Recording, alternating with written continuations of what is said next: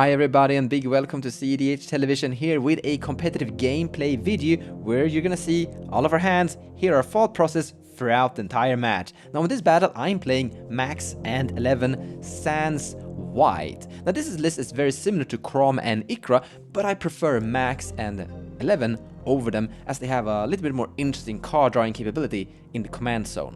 Now my first hand actually looks pretty good. I'm the starting player, so I don't get to utilize my Gamestone Caverns, that's a bit sad, but I have 2 Dorks, an Imperial Seal, and an Ad Nauseam. And I'm the first one in turn order, once again, so I should be able to pressure a Wincon pretty fast here. I think this is gonna be the hand that I keep. What's up guys, running a new deck, Malcom Rograkh, polyhorn. Deck tries to go super fast, very bunch of polymorph effects. Hand right here, gonna get out a turn 1 Roger. Would be great if we could do turn 1 Malcom too, but we'll see how it goes. Hi, today I will be playing Consult Kess or Midrange Kess. The main game plan is to cast a Kess, cast a Consult, then escape Consult with Kess to win with a Circle. We also have Breach Lines and an Adnos, but the Adnos is more of a mid-range Nos that you play at instant speed and not main phase. So this is my first 7. It is interesting. It is a turn 1 Talisman into turn 1 End Step or whatever, Brainstorm, with a Force Negation backup if something happens. We don't have red mana for the dock side and no real card advantage, so it's kind of risky in that way, like we're kind of all in on the Brainstorm. We'll still keep this though. I think this hand is more well suited for a turbo build, but which this isn't, but I still think it can go pretty fast. So I'll try this out, but it's not the greatest hand, and I am a bit greedy keeping this. Hey guys, Jordan here with my Yuriko list. We try to get Yuriko as quickly as possible and then start accumulating card advantage with a bunch of ninja triggers and threatening our opponent's life totals. Okay, so this is our second 7 and it's looking very good. We have turn 1 Changeling Outcasts, so we're getting our turn 2 Yuriko, and then we got some spicy ones with our Planeswalker Ninja and Prosperous Thief. I really like this, I think it's going to be fun and powerful. And now with all of that out of the way, let's begin the match. Drawing a card for the turn, I'm gonna play this Flooded Strand. I'm gonna crack this Flooded Strand. I'm gonna play a Bird of Paradise with a tropical island that I find, and I pass the turn. So I decided to begin with the Bird of Paradise instead of the Imperial Seal because I think that just increasing the mana production for turn 2 is a little bit safer compared to using Imperial Seal. I kind of want to see what my opponents are doing before I use my Imperial Seal. Moving to my turn. Play Rograkh. Start thunking hard. Play a Spire of Industry. Play a Mox Amber. Play a Springleaf Drum. Tap Springleaf Drum. Play Mana Vault. Oh my god, that's a good turn 1. That's alright. I'd like to pass my turn. That's pretty good. Take my turn. Land for turn. This is Spire of Industry. I will tap it. We cast a Sol Ring. Tap Sol Ring for a Talisman of Dominance. Then I'll pass. Alright, go to my turn. Alright, I will play this Underground River. I will pay a life and add a black to cast a Changeling Outcast and pass the turn. Draw a card for my turn. Let's play this Verdant Catacomb. So I don't really like the situation we're in. I mean, our opponents exploded currently. One play we can do is that we can cast Imperial Seal, put put Demonic Consultation on top of a library, then go to our turn, draw the card, and then like turn 3 while Worldly Tutor and win with Thassa's Oracle Consultation. I think that's a little bit too slow currently. Sad part is that Imperial Seal is sorcery speed. I think what I want to do here is just get Max into play and build up potential instead, because Max is a pretty decent ritual and also potential card draw, so I can like on my same turn cast sorcery speed Imperial Seal, crack Claw, and draw the card that I tutored with Imperial Seal. I'm gonna sacrifice this Verdant Catacomb.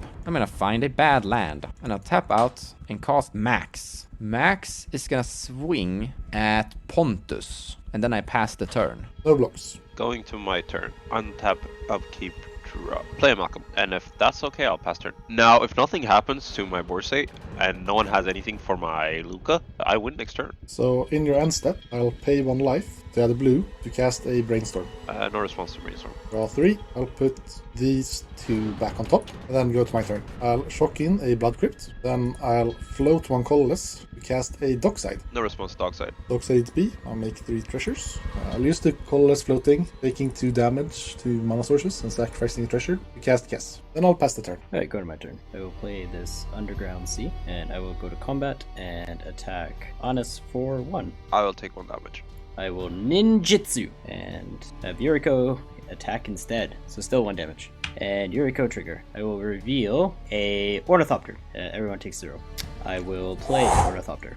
So it kind of sucks that we revealed a 0 off Yuriko. Obviously we want to burn, but having Ornithopter is probably one of the best floats we could get because we get to play that, we don't have to discard, and then we can play another ninja next turn, and life is good. The table is pretty scary, so if we get another turn, I'll be happy. Alright, and then I'll pass the turn. I'm gonna go to my turn and untap, but before I draw, I'm gonna tap this for green and cast Worldly Tutor. So I actually think this is the time to go for it, because all of them have closely, except Pontus has 2 treasures, but they more or less have tapped out. Now Yuriko usually plays like really free to cast counterspells, but I really feel this is like a moment to try it out. Now we don't have any interaction, so if this fails, it's a little bit sad, but we're not out of it completely. Once Dockside is on my library, I'm gonna draw Dockside. I'm gonna play this Marsh Flats. I'm gonna sacrifice the Marsh Flats for a Bayou. Tap this, no, of course we're tapping the bird. Cast Dockside. Max will trigger on the cast, and I will target my Bird of Paradise to untap it, and I'm gonna create a clue.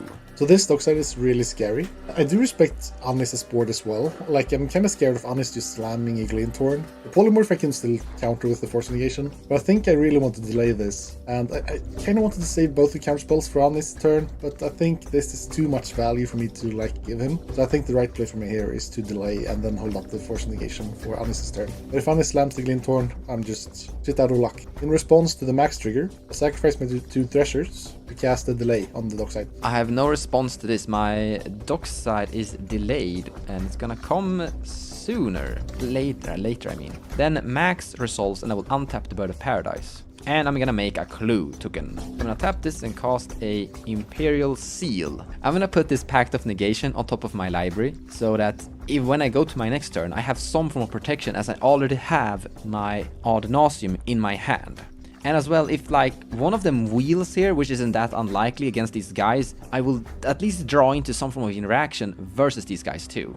Then I'm gonna tap the bird and play an Arbor Elf and pass the turn. I will move to my turn. Draw card. Alright, I will tap 5 and I'll play Luca. Copper Coat Scout. Yikes. I have a response. Go ahead, go right ahead, dude. Force Negation, pitching. Yeah, Drake. all the interaction, oh my god. This Pontus, he has everything. All 2 interaction spells, yes. That's what I have.